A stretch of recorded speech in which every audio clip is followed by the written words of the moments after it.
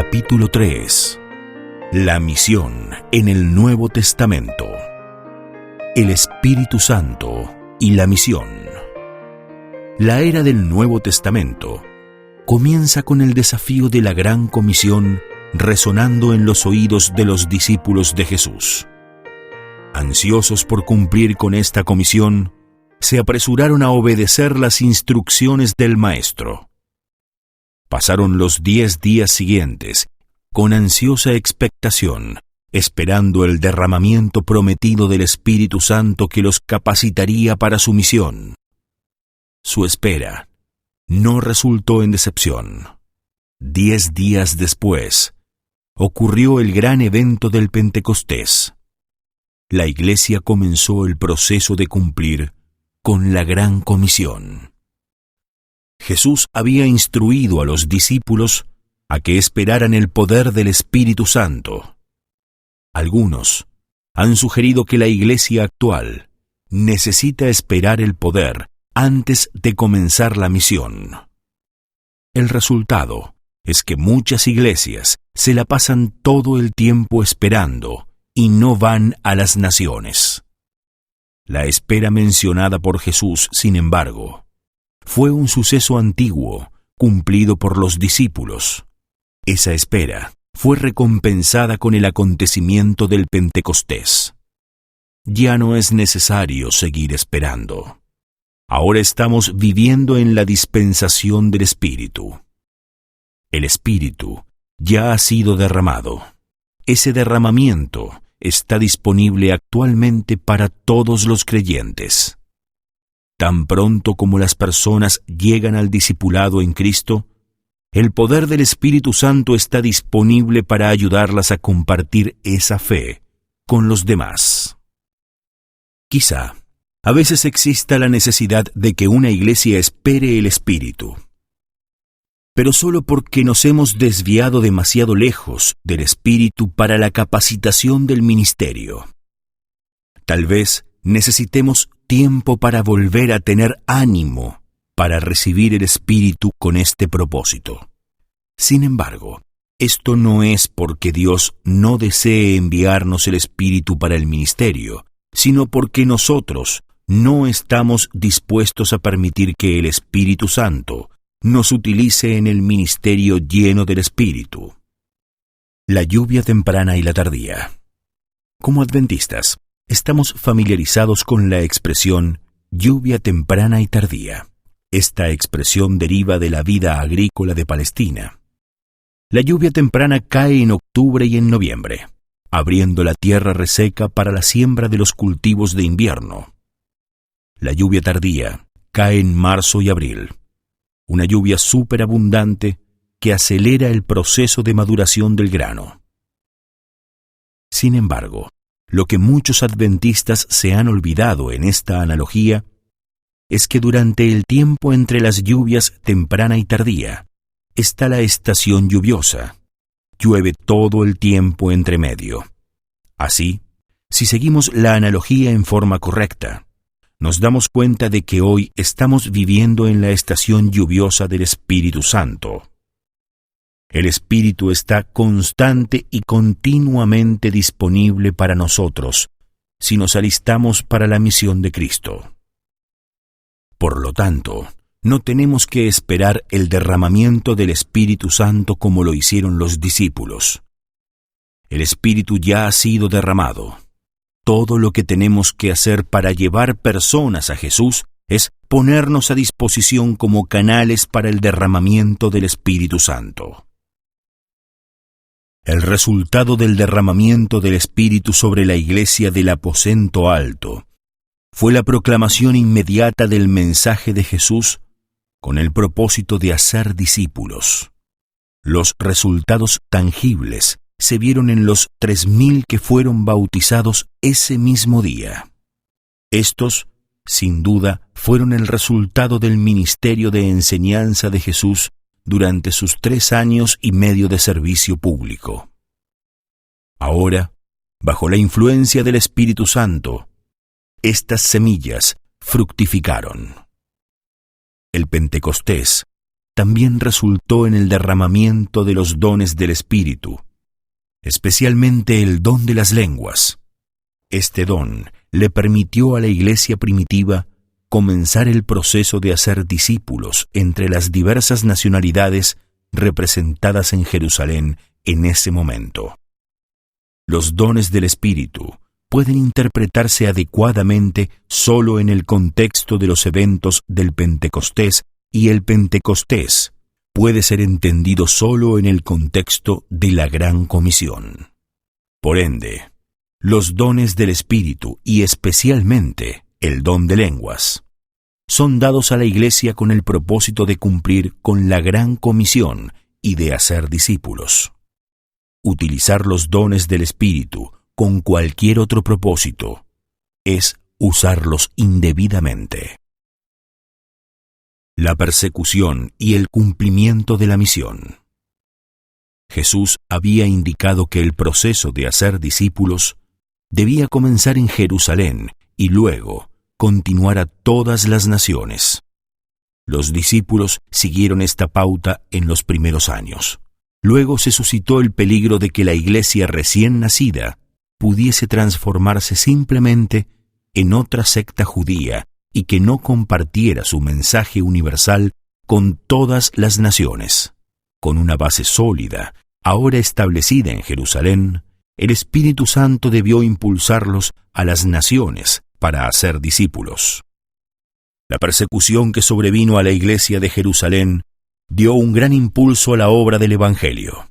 El éxito había acompañado el ministerio de la palabra en ese lugar y había peligro de que los discípulos permanecieran demasiado tiempo allí, desatendiendo la comisión del Salvador de ir a todo el mundo. Olvidando que la fuerza para resistir al mal se obtiene mejor mediante el servicio agresivo, comenzaron a pensar que no tenían ninguna obra tan importante como la de proteger la iglesia en Jerusalén de los ataques del enemigo. En vez de enseñar a los nuevos conversos a llevar el Evangelio a aquellos que no lo habían oído, corrían el peligro de adoptar una actitud que introdujera a todos a sentirse satisfechos con lo que habían realizado. Para dispersar a sus representantes por lugares donde pudieran trabajar por otros, Dios permitió que fueran perseguidos. Ahuyentados de Jerusalén, los creyentes iban por todas partes anunciando el Evangelio. La persecución en Jerusalén dio como resultado la rápida divulgación del cristianismo entre las naciones. El extraordinario ministerio del apóstol Pablo rápidamente dio como resultado la internacionalización del cristianismo. Antes de examinar el ministerio de Pablo a las naciones, notemos una observación general acerca de la Iglesia del Nuevo Testamento. La Iglesia del Nuevo Testamento parecía consumida con un propósito: cumplir con la Gran Comisión. Nada podía desviarlos de su grandioso objetivo. Cada cristiano veía en su hermano la divina similitud del amor y la benevolencia. Un solo interés prevalecía.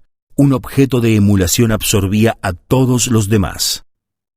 La única ambición de los creyentes consistía en revelar un carácter semejante al de Cristo y trabajar para el engrandecimiento de su reino. La razón de la existencia de la Iglesia. Esta unidad de propósito por el bien de la misión revela que la Iglesia del Nuevo Testamento comprendía claramente que la razón de su existencia se hallaba en hacer discípulos entre todas las naciones. La prioridad de la misión era el arrollador propósito de esta iglesia primitiva. De hecho, la iglesia primitiva no puede ser entendida separada de esta conciencia de misión.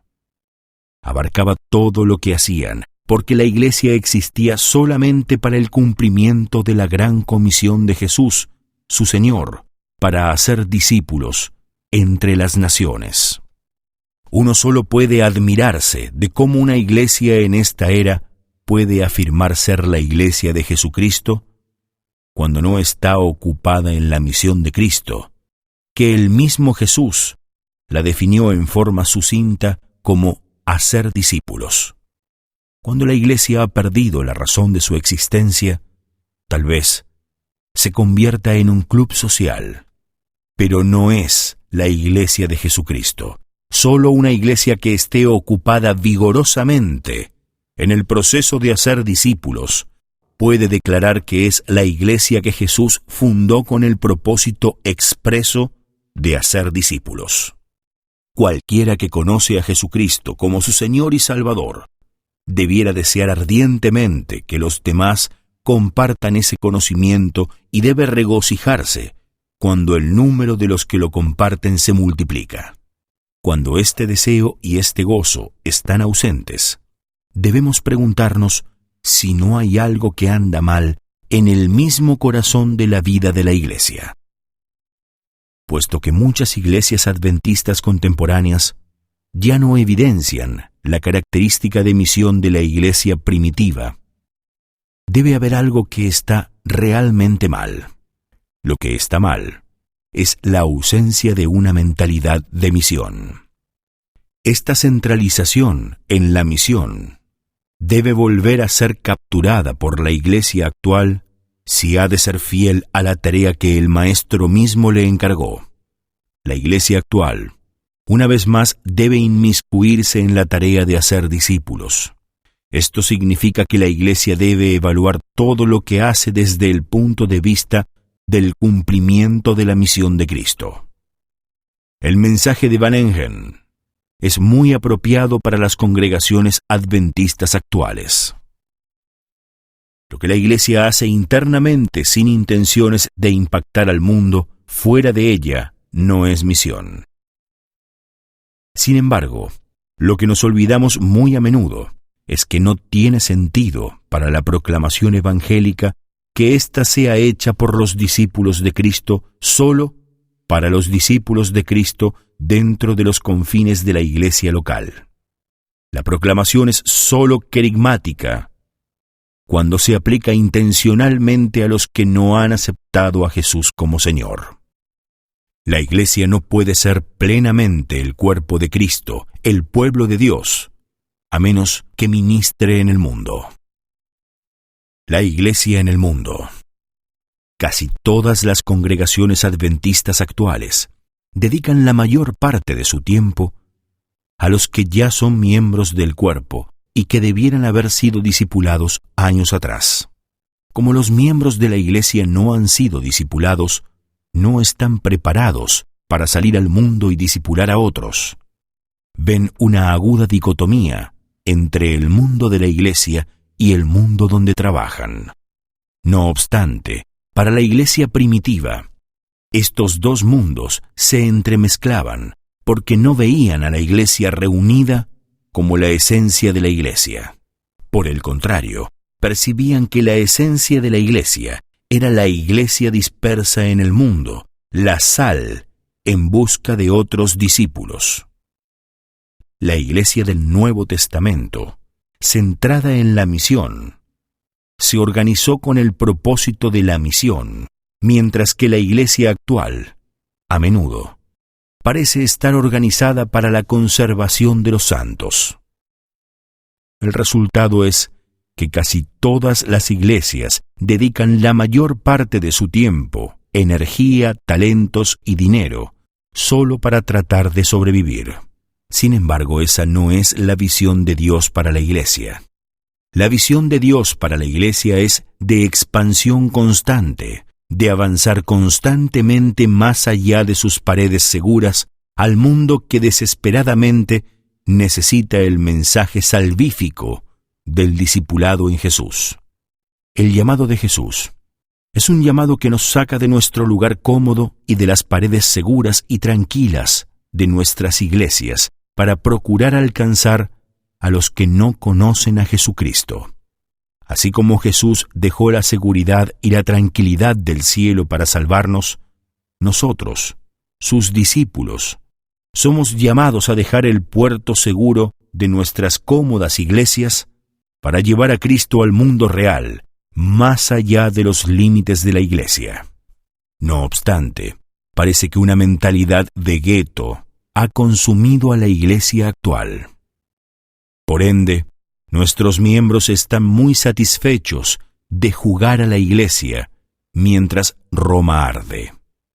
Los cristianos viven en un ambiente eclesiástico. Todos sus amigos están a salvo en la Iglesia. Sus actividades extracurriculares se centran en la Iglesia y se organizan programas para ellos en el edificio de la Iglesia. El discípulo contemporáneo, en cierta forma, ha divorciado su trabajo en el mundo de su trabajo para Cristo. Por lo tanto, el cristiano promedio no ve ninguna función misionera en su vida en el mundo durante la semana. Con este divorcio entre el mundo del trabajo y el mundo de la Iglesia, los cristianos tienen poco impacto en el mundo que los rodea, y los que están fuera de la Iglesia han considerado a la Iglesia como desconectada del mundo actual, como una reliquia de días pasados. Tal es el resultado natural de la Iglesia actual que descuida la misión de Cristo. Las iglesias que se supone que están centradas en la misión, en realidad están centradas en ellas mismas y hay poco crecimiento. Como Kent Hunter observó, cuando no hay crecimiento, el error no está en la comisión de Dios, está en la omisión de las personas. Cada vez que el organismo viviente, la Iglesia, no está saludable y en crecimiento, es porque las personas han dejado de seguir al Maestro. Se han olvidado de seguir la voluntad del Maestro. Afortunadamente existe el arrepentimiento. El crecimiento de Iglesia ocurre cuando el pueblo de Dios se arrepiente de la omisión y sigue la comisión de Dios. Una Iglesia obediente. La Iglesia adventista siempre ha declarado ser la Iglesia remanente de Dios, porque guarda todos los mandamientos de Dios. ¿Podría ser cierto que una Iglesia no pueda afirmar ser la Iglesia remanente si no guarda los mandamientos de Cristo también? Esto sencillamente significaría que para ser el remanente de Dios, la Iglesia debe guardar la gran comisión, que demanda hacer discípulos como objetivo primordial de la misión de la Iglesia. Cualquier iglesia que no hace esto, no puede afirmar que es el remanente. Una iglesia tan desobediente necesita arrepentirse de su omisión, de su fracaso en cumplir la gran comisión. No es tiempo de que las iglesias adventistas de toda Norteamérica se pregunten seriamente si son fieles a la comisión de Cristo, y si no lo son, ¿no debieran arrepentirse de su desobediencia? Es demasiado tarde para permitir que la Iglesia continúe en una indiferencia laodicense, mientras el mundo perece. Es hora de un profundo arrepentimiento de corazón por el pecado de omisión, no cumplir con el gran deseo del corazón de Jesús, hacer discípulos entre todos los grupos de personas. La necesidad de la Iglesia hoy es volver a capturar el sentido de misión que impulsó a la Iglesia primitiva a hacer discípulos, la misión centrada en el cumplimiento de la gran comisión. La Iglesia actual no debe crear una teología de simplemente buscar a los perdidos, sino una teología centrada en hacer discípulos. El trabajo de la Iglesia no solo es proclamar las buenas nuevas, sino también llevar los perdidos a Cristo. Debe convertirlos en discípulos en el sentido bíblico más genuino. La Iglesia primitiva no solo buscaba a los perdidos, los encontraba. La Iglesia crecía a los saltos y a pasos agigantados, porque veía que su principal responsabilidad era hallar a los perdidos y transformarlos en discípulos. La internacionalización de la Iglesia. el propósito del Maestro de hacer discípulos había de cumplirse entre todas las naciones. Si habían de encontrarse discípulos entre todas las naciones, esto significaba que el cristianismo no debía estar localizado en el judaísmo, sino que debía transformarse en una iglesia internacional. Esta internacionalización de la iglesia ocurrió muy rápidamente en la experiencia del cristianismo primitivo. Durante la vida de los apóstoles originales, el cristianismo ya había dejado de ser una secta judía y se había convertido en una iglesia internacional que apelaba a través de líneas culturales. Esta internacionalización de la iglesia no podría haberse dado a menos que el cristianismo llegase a ser culturalmente relevante para diversas naciones. Si la iglesia hubiese insistido en que la práctica del cristianismo obedecía a costumbres judías, el mandato de Cristo de hacer discípulos entre todas las naciones habría sido difícil de cumplir. La iglesia y la cultura. La primera vislumbre de diferencias culturales aparece en Hechos, capítulo 6, poco después del Pentecostés, cuando los griegos judeocristianos se quejaron de que la comunidad de habla aramea desatendía a sus viudas en la distribución diaria. Es interesante recalcar que no era la comunidad aramea la que se quejaba, sino la griega. ¿Por qué? La comunidad aramea habrían sido los cristianos originales. La comunidad griega habría sido el grupo nuevo. Si bien ambas eran de origen judío, existían diferencias culturales que necesitaban ser abordadas. El ejemplo más llamativo de la iglesia primitiva, que se volvía más relevante culturalmente para los grupos que eran evangelizados, se ve en el Concilio de Jerusalén. Hechos, capítulo 15.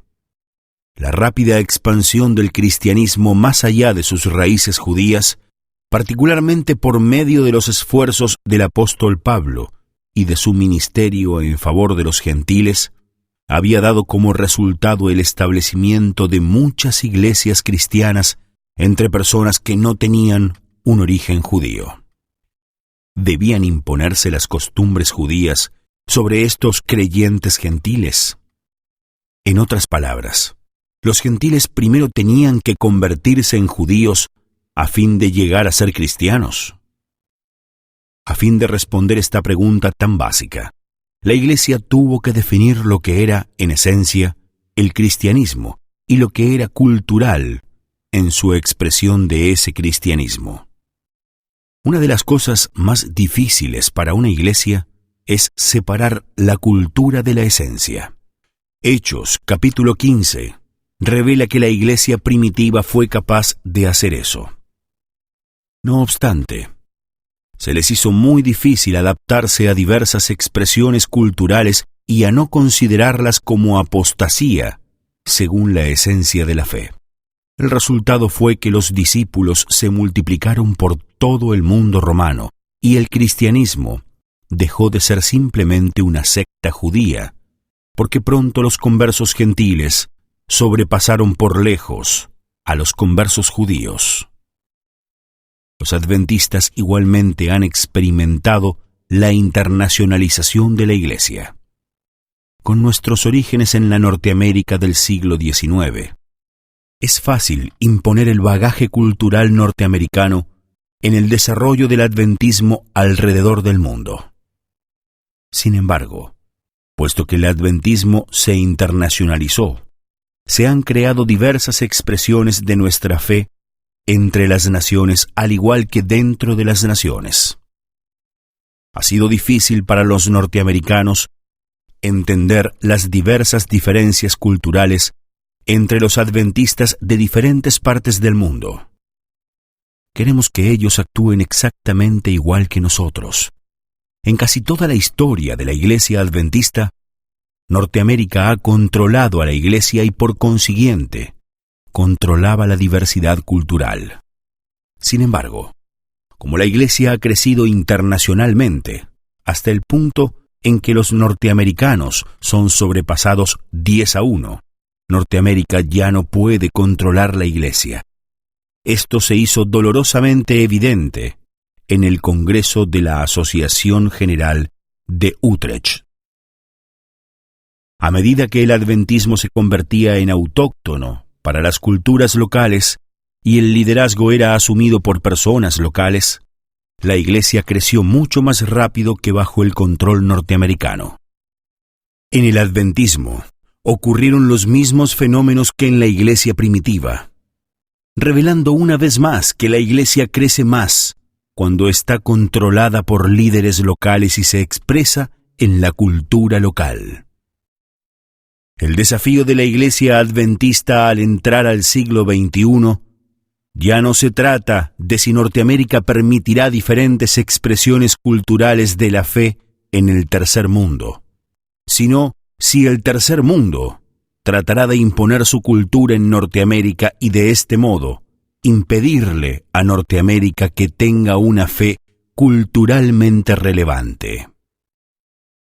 Afortunadamente, el tercer mundo que ahora controla a la Iglesia no cometerá el mismo error que cometió Norteamérica inicialmente, cuando trató de imponer su expresión cultural de fe en el tercer mundo. Puesto que el adventismo se ha adaptado a diversas culturas, se han creado diferentes expresiones culturales alrededor del mundo. La adoración, particularmente, es diferente en muchas iglesias no norteamericanas e incluso dentro de Norteamérica.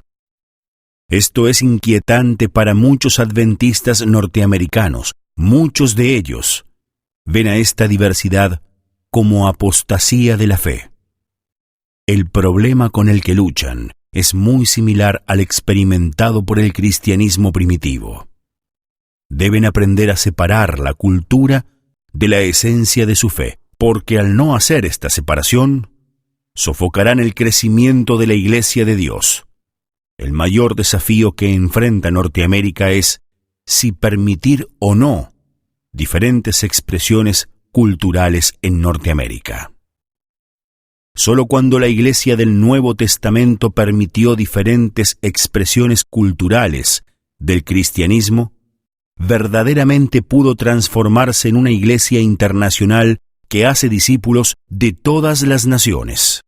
Estas expresiones culturales diferentes son absolutamente necesarias para el cumplimiento de la Gran Comisión. No obstante, al hacer que el cristianismo sea culturalmente relevante, la Iglesia no debe aceptar ni seguir la cultura caída, dado que todas las culturas, incluyendo la norteamericana anglosajona, son caídas. Para una Iglesia, a veces es difícil determinar qué es culturalmente aceptable y qué no lo es. La tendencia de la mayoría de los cristianos es determinar la aceptabilidad según la defina la cultura dominante. Sin embargo, bíblicamente el único factor determinante de lo recto debe ser la palabra de Dios. La cultura solo puede afirmarse o negarse sobre la base de su conformidad con los principios de la Escritura. Debe haber una norma objetiva para medir si la cultura es correcta o está equivocada. Para los adventistas, esa norma es la Biblia.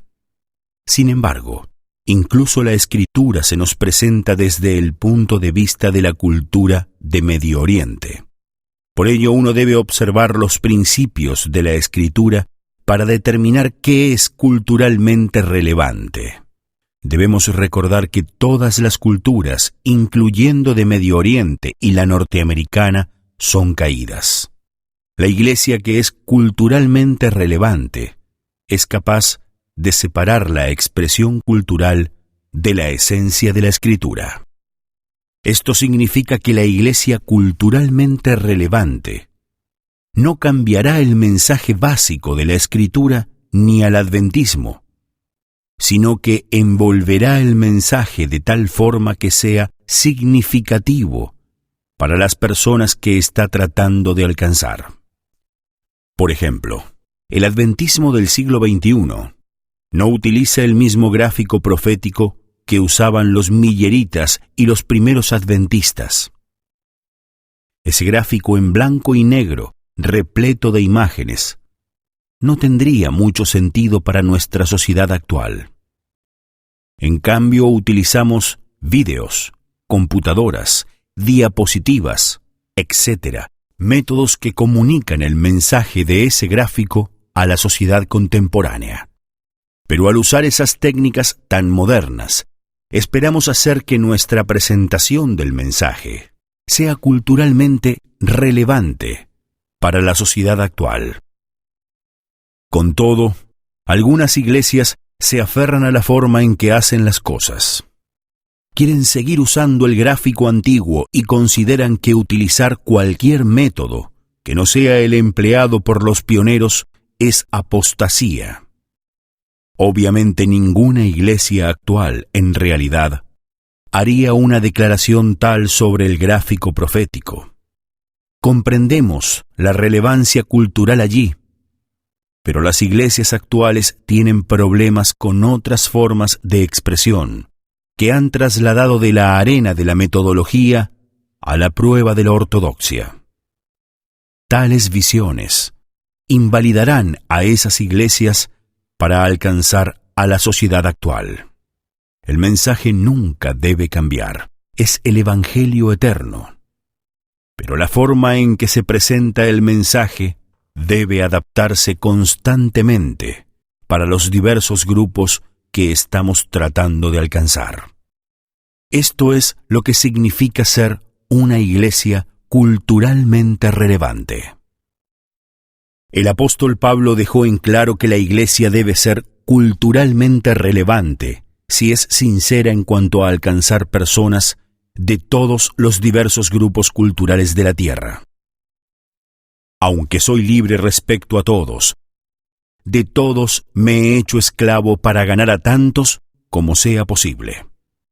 Entre los judíos me volví judío a fin de ganarlos a ellos.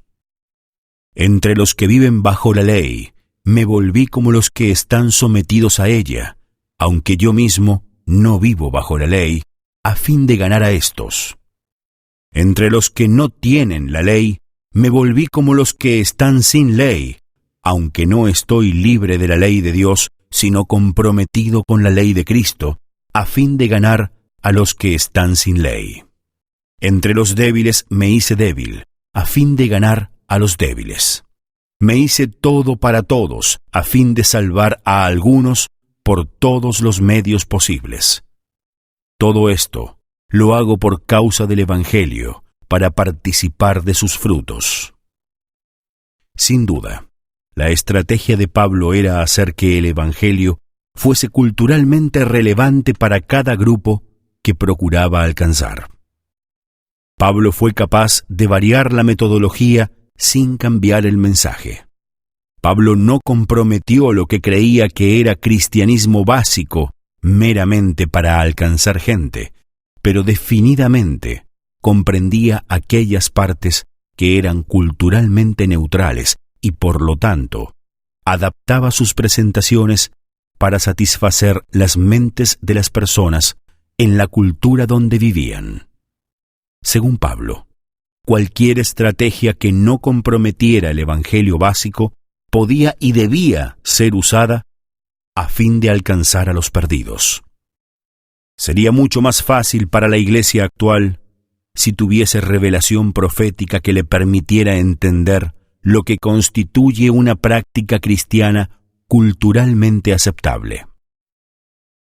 En lugar de eso, la iglesia debe luchar continuamente con este asunto y al mismo tiempo procurar amoldarse a la relevancia cultural de las culturas que pretende penetrar. Esa es la parte difícil. Es este temor a comprometer la fe a través de la aculturación lo que fuerza a la iglesia a volverse culturalmente irrelevante.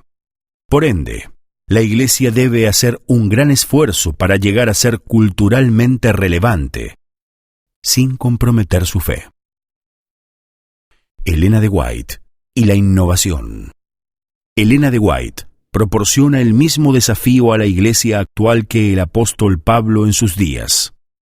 Si bien ella era inflexible con respecto a un evangelio inmutable, Elena de White continuamente le encarecía a la Iglesia que buscara nuevos métodos para alcanzar a las personas. Note alguna de sus penetrantes declaraciones. En las ciudades actuales, donde hay tantos atractivos y placeres, se puede interesar a la gente por medio de esfuerzos poco comunes. Empleen esfuerzos extraordinarios a fin de captar la atención de las multitudes. Hagan uso de cada medio que posiblemente pueda inventarse para hacer que la verdad se destaque en forma clara y definida. Los métodos y los medios con los que obtenemos ciertos fines no siempre son los mismos. Ustedes deben usar la razón y el juicio. Han de emplearse diferentes métodos de trabajo para salvar a personas diferentes. Los diferentes métodos de trabajo realmente son esenciales. Se deben introducir nuevos métodos. A medida que se va penetrando un territorio tras otro, surgirán nuevos métodos y nuevos planes de circunstancias nuevas. Vendrán nuevas ideas con los nuevos obreros que se entreguen a la obra. Si le piden ayuda al Señor, Él se comunicará con ellos. Recibirán planes diseñados por el Señor mismo. La organización eclesiástica no ha de prescribir la forma exacta en la que debiéramos trabajar. No debe haber reglas fijas. Nuestra obra es una obra progresiva y debe hacerse lugar para mejorar los métodos. Algunos de los métodos usados en esta obra serán diferentes a los métodos utilizados en el pasado, pero no permitan que nadie, a causa de esto, obstruya el camino por medio de la crítica. No ha de haber críticas duras, ni ha de sacársele el cuero a la obra de otro. Elena de White habla claramente acerca de que la Iglesia debe utilizar una variedad de métodos. Incluso parece anticipar la oposición de los miembros de Iglesia a nuevos emprendimientos y les aconseja no estorbar los nuevos métodos para alcanzar a la gente. Fue capaz de distinguir claramente entre el mensaje y los métodos, mucho mejor de lo que muchas iglesias son capaces de hacerlo hoy. Si bien se aferraba tenazmente a la esencia del adventismo, impulsaba a la Iglesia a crear medios innovadores para alcanzar a la gente. La Iglesia puede seguir rehusándose a seguir sus consejos al entrar al siglo XXI. Sin embargo, al mismo tiempo, las iglesias necesitan ser cuidadosas para no comprometer la fe. Las iglesias que trabajan mucho con la aculturación, con el tiempo se vuelven tan parecidas al mundo que las rodea que no se ve ninguna diferencia discernible. Esas iglesias luego dejan de crecer, porque no hay ninguna ventaja al convertirse en miembro. De igual modo, las iglesias que procuran acentuar la diferencia entre la iglesia y el mundo se vuelven tan diferentes que dejan de hablarle al mundo. Estas iglesias también dejarán de crecer. El consejo por parte de la Biblia y de Elena de White recomienda al adventismo contemporáneo seguir el camino entre estos dos extremos. El adventismo debe conservar sus fuertes convicciones bíblicas y al mismo tiempo volverse culturalmente relevante para aquellos grupos que está procurando alcanzar. Algo que la Iglesia debe evitar mientras procura hacer que su mensaje sea culturalmente relevante es la tendencia a adaptarse a la cultura simplemente porque funciona. Nuestras razones para ser culturalmente relevantes deben provenir de la conciencia de misión de la Iglesia primitiva y de la Gran Comisión. Cumplir con la Gran Comisión a todas las naciones requiere una iglesia internacional que esté adaptada culturalmente. La iglesia no debe adaptarse a la cultura simplemente con el fin de ser relevante para la sociedad actual. Debe adaptarse por el bien de la misión de Cristo. Gran parte de la aculturación actual está alejada del mandato de misión. La susceptibilidad cultural solo es significativa en el contexto de la misión de Cristo, como se describe en la Gran Comisión. La Gran Comisión y la centralidad de la misión en la iglesia primitiva demanda una iglesia actual culturalmente relevante. La iglesia actual debe construir su cimiento teológico sobre el mismo terreno sólido que el enunciado por el apóstol Pablo en su teología culturalmente relevante, expresada en 1 de Corintios, capítulo 9. Discípulos que no dependen del clero. La iglesia primitiva no solo creó un enfoque culturalmente relevante porque deseaba cumplir con la Gran Comisión, sino que también creó una estrategia de crecimiento erigida alrededor del concepto de hacer discípulos, en vez de conversos que fuesen dependientes del clero.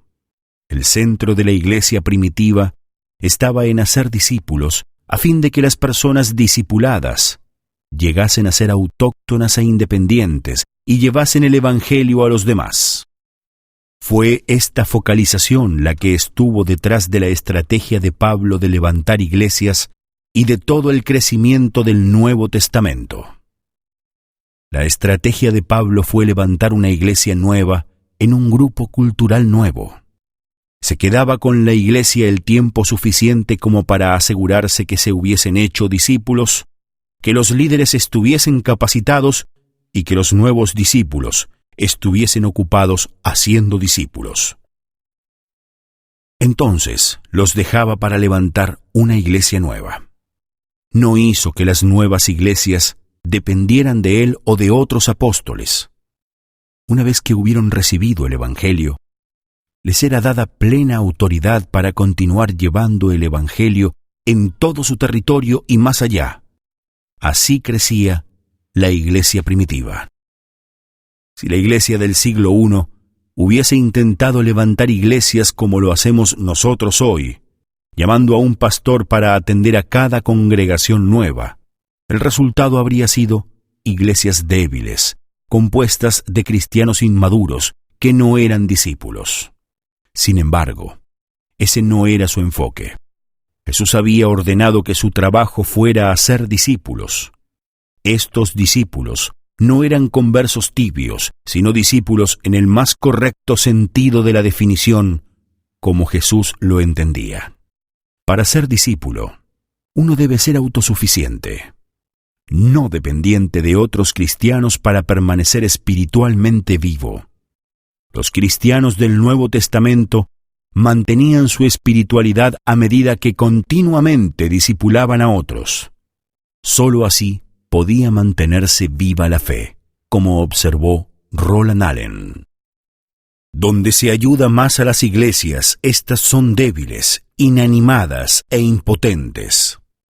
Nada es tan debilitante como el hábito de depender de los demás para lo que debiéramos suplirnos nosotros mismos. La iglesia del Nuevo Testamento, y particularmente Pablo, comprendía claramente la preocupación expresada por Allen de que la dependencia engendra cristianos débiles. No obstante, casi todas las iglesias funcionan bajo el modelo de la dependencia. Muchos administradores son renuentes a establecer nuevas iglesias simplemente porque la iglesia no tiene dinero para proveer un pastor para la nueva congregación. La iglesia del Nuevo Testamento no se preocupaba de tales asuntos porque no proveía pastores para las congregaciones locales. De las nuevas congregaciones nombraban líderes que eran entrenados, pero estos líderes nativos no eran la contraparte de nuestro pastor sustentador moderno. Eran laicos, la iglesia local funcionaba independientemente de los pastores regulares remunerados. Si la iglesia del Nuevo Testamento hubiese aprobado un arreglo de pastores regulares para las congregaciones, su crecimiento se habría anulado. El modelo de la iglesia cristiana primitiva fue recuperado por los primeros adventistas que crearon un clero que fundamentalmente eran evangelizadores y plantadores de iglesias. Durante los primeros 50 años de la organización adventista, no había pastores centrados en congregaciones. Los ancianos locales autóctonos conducían la iglesia para cuidar de ella y evangelizar su territorio. El clero adventista de los primeros días primeramente tenía libertad para evangelizar nuevos territorios y levantar nuevas iglesias con nuevos grupos de personas. Una vez que los adventistas adoptaron el modelo de dependencia y asignaron pastores para las iglesias locales, el crecimiento de iglesia menguó. Una de las revelaciones más sorprendentes en el adventismo ha sido que las únicas partes del mundo que no muestran un significativo crecimiento de iglesia son los lugares tales como Norteamérica, que han adoptado el modelo de dependencia. Los lugares del mundo que todavía trabajan con el modelo del adventismo primitivo, donde los pastores tienen 20 iglesias o más y básicamente funcionan como evangelistas, exhiben la mayor proporción de crecimiento de iglesia en la actualidad. ¿Podría haber una correlación entre la falta de crecimiento y la adopción del modelo de pastores dependientes? Es fácil apaciguar nuestra conciencia con la falta de crecimiento en Norteamérica al creer que las diferencias se deben a la cultura antes que a nuestra adopción de un modelo de iglesia antibíblico. Aún así, este autor cree firmemente que existe una fuerte correlación entre el crecimiento y el funcionamiento en el modelo de independencia de la iglesia primitiva. Es cierto que existen diferencias culturales, pero según la experiencia del autor, cuando una iglesia funciona con el modelo bíblico, donde el pastor es el capacitador equipador y tiene libertad para evangelizar, esa iglesia crece como las iglesias en el tercer mundo. En lugar de acallar nuestra conciencia, apelando a la cultura, necesitamos arrepentirnos de nuestro fracaso en hacer discípulos radicales para Jesús. En vez de eso, hemos creado discípulos que dependen del clero para su sustento espiritual. Hoy, en realidad, ahogamos el crecimiento de las nuevas iglesias al designarles pastores no autóctonos. Por más sinceros que sean estos pastores, no se relacionan con esta congregación recientemente plantada, ni la entienden.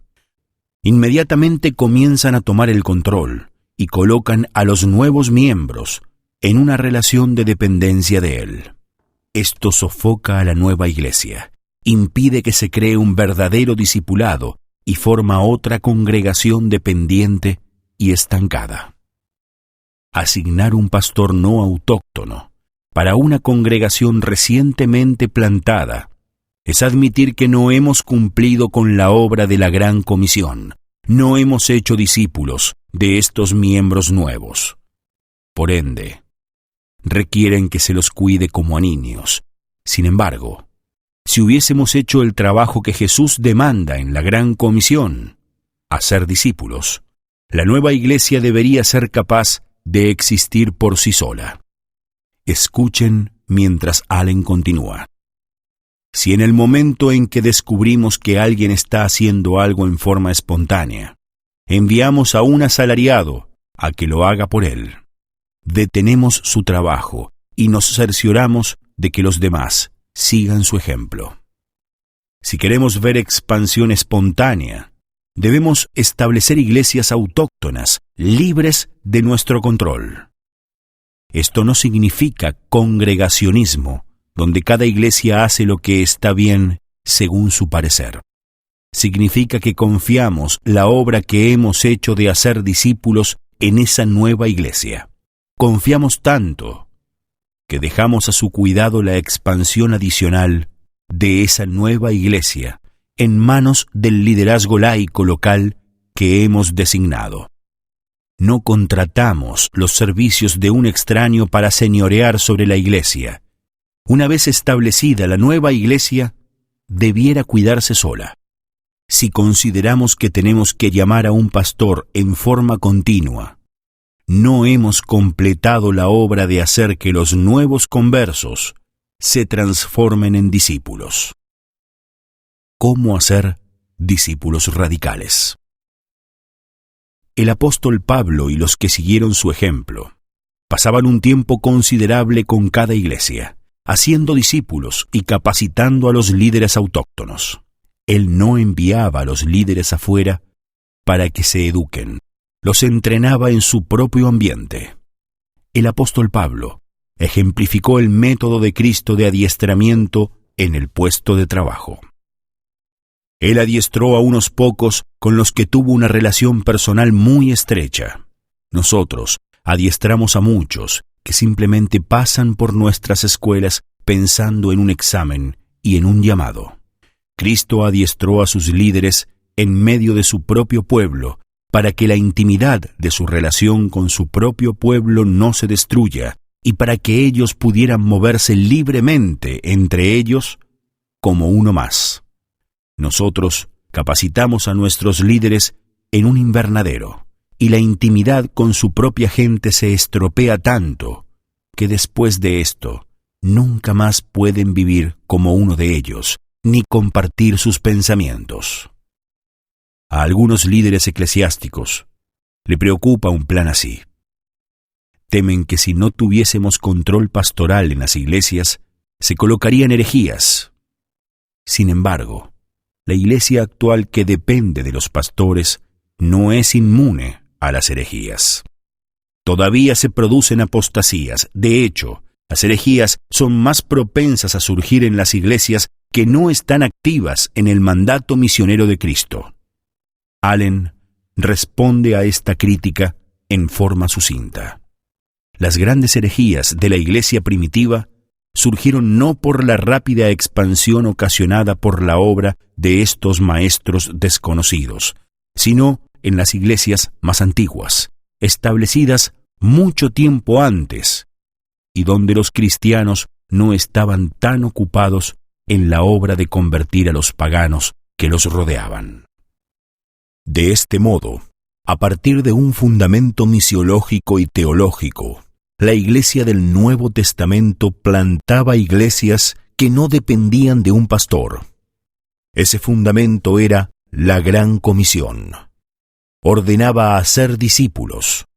Discípulos, según entendían el término a partir de las palabras de Jesús, implicaba hacer creyentes que continuamente estuviesen discipulando a otros y que no tuviesen necesidad de que se los esté vigilando ni supervisando constantemente. En otras palabras, su misión de levantar iglesias que no dependieran de pastores surgió de su comprensión del mandato de la Gran Comisión de hacer discípulos verdaderos y radicales. Además, la estrategia práctica de la iglesia primitiva de establecer iglesias entre todos los grupos de personas es inherente a la teología de la Gran Comisión. La Gran Comisión no solo ordenaba hacer discípulos, sino que especificaba que sea entre todas las naciones. Solo una sólida estrategia para establecer iglesias podría lograr eso. El hecho de que Pablo llevase el Evangelio al mundo romano e hiciera discípulos allí, surgió de la teología de la Gran Comisión. La Gran Comisión y el establecimiento de iglesias nuevas. Jesús ordenó hacer discípulos entre todos los etnos, etnias. Este término tiene un significado mucho más amplio que simplemente naciones de la tierra.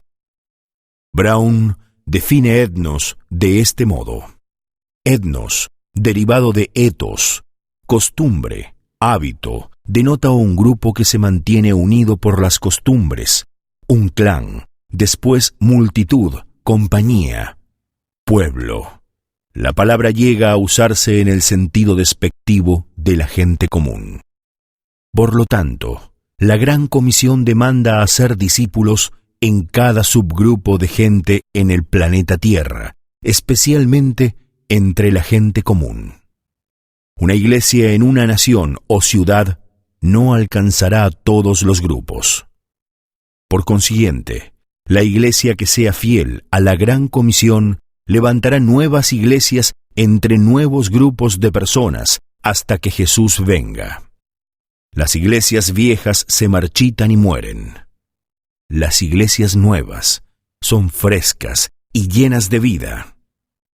Por ende, si como denominación tenemos propósitos serios con respecto al cumplimiento de la Gran Comisión, debemos tener propósitos serios para levantar iglesias. Bob Logan, prestigiosa autoridad sobre cómo establecer iglesias, observa: además de todo esto, está el hecho de que nunca cumpliremos la Gran Comisión sin la multiplicación de las iglesias. De hecho, establecer nuevas iglesias es el objetivo de toda estrategia misionera. El objetivo de cada congregación debiera ser levantar una iglesia nueva. Solo cuando en la iglesia se restablezca la prioridad de levantar iglesias, y a medida que se establezcan nuevas iglesias y nuevos grupos de personas en forma continua, podemos ver el fantástico crecimiento previsto por la Gran Comisión. Sin embargo, estas iglesias no deben establecerse en el modelo actual en el que dependen de un pastor, o crearemos una pesadilla financiera en la iglesia adventista. Se necesita toda una nueva estrategia de establecer iglesias, basada en la Gran Comisión, que hará discípulos que puedan existir sin un pastor sustentador. Bob Logan resume el crecimiento que debiera esperarse de una agresiva estrategia para establecer iglesias. Consideren, por ejemplo, el manzano. Normalmente consideramos que el fruto del manzano es la manzana, pero eso es solo parte del cuadro. La manzana solo es un paquete de semillas destinado a producir el fruto final, más manzanos. El cuerpo de Cristo es como el manzano. Produce discípulos individuales y más congregaciones. Demasiado a menudo en la evangelización, estamos primariamente preocupados por cosechar discípulos individuales.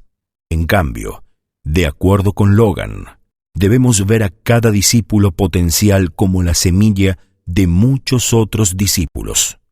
De hecho, cada nuevo converso potencialmente podría convertirse en el núcleo de una congregación completamente nueva. Lo que estamos sugiriendo es abandonar el enfoque corto de miras de nuestra evangelización actual y tomar conciencia de que necesitamos centrarnos en los resultados de hacer discípulos, que a su vez también se reproducirán.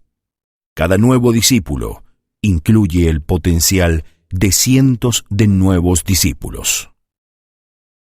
Discípulos independientes. La iglesia primitiva destinó todos sus recursos para el cumplimiento de su misión. El hacer discípulos levantando nuevas iglesias en nuevos grupos de personas. Cada creyente de la iglesia primitiva era un hacedor de discípulos. El hacer discípulos no era algo limitado al clero, era una actividad laica. La iglesia primitiva creció no debido al talentoso clero, sino a causa de los laicos comprometidos que se habían convertido en discípulos radicales de Jesús. Este discipulado radical, en primer lugar, implicaba trabajar para cumplir con la misión de Cristo. Como las iglesias y los discípulos eran creados con la idea de ser independientes del clero, toda instrucción que el clero le daba al nuevo creyente o a la nueva iglesia era con la idea de que el grupo pronto se las arreglara solo. Ellos educaban para la independencia, mientras que nosotros hoy educamos a los laicos para que dependan del clero. Por consiguiente, en la comprensión teológica de la iglesia primitiva, era inherente el concepto de que cada cristiano participase del ministerio. Esta comprensión surgió de la gran comisión, que necesitaba que cada discípulo se transformara en un hacedor de discípulos.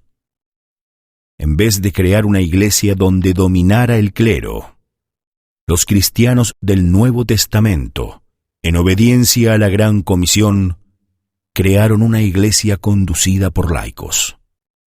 El clero regular continuamente expandía la iglesia hacia nuevos lugares, pero la responsabilidad de expandirse en los lugares donde la iglesia ya estaba establecida residía en el laicado. Por casi 200 años, después del establecimiento de la iglesia cristiana, no hubo edificios de iglesias. Por el contrario, los primeros creyentes se reunían en hogares como grupos pequeños. Su dinero y sus recursos no se destinaban al mantenimiento de edificios ni de propiedades. En vez de eso, todos sus recursos se destinaban para la terminación de la misión de Cristo. Las iglesias eran pequeñas debido a la necesidad de reunirse en casas. El líder de cada hogar-iglesia era un laico, no un clérigo regular. Esta estructura laica inherente que poseía la iglesia primitiva era una de las principales razones de su rápida expansión y del crecimiento fenomenal. Resumen. En este capítulo hemos examinado varias estrategias que surgieron en la iglesia primitiva por su comprensión de la Gran Comisión. Estas estrategias incluyen lo siguiente. 1. Una prioridad en la misión de la iglesia. 2. Un enfoque en el establecimiento de iglesias nuevas. 3. Un mensaje presentado culturalmente, designado para implantar el cristianismo en ese grupo cultural. 4. Un modelo de la iglesia local, independiente de pastores estables. 5. Una iglesia que crecía principalmente por medio de los esfuerzos del laicado. La misión de la iglesia primitiva era clara. La Gran Comisión fue la primera formadora de la misión de esa iglesia primitiva. Sus estrategias se desarrollaron a partir del conocimiento de la Gran Comisión. El resultado fue la rápida expansión del cristianismo por el mundo entero.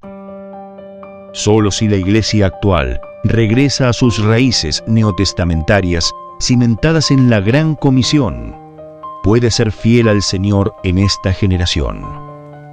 Si profesamos ser el pueblo de Dios que guarda los mandamientos, ¿cómo podemos seguir siendo desobedientes a la Gran Comisión? Como Bob Logan nos ha desafiado. Por lo tanto, obedecer la Gran Comisión simplemente no será algo que usted haga por todos los beneficios que su iglesia pueda llegar a percibir. Indiscutiblemente, debemos aceptar la tarea simplemente porque Dios lo ordena.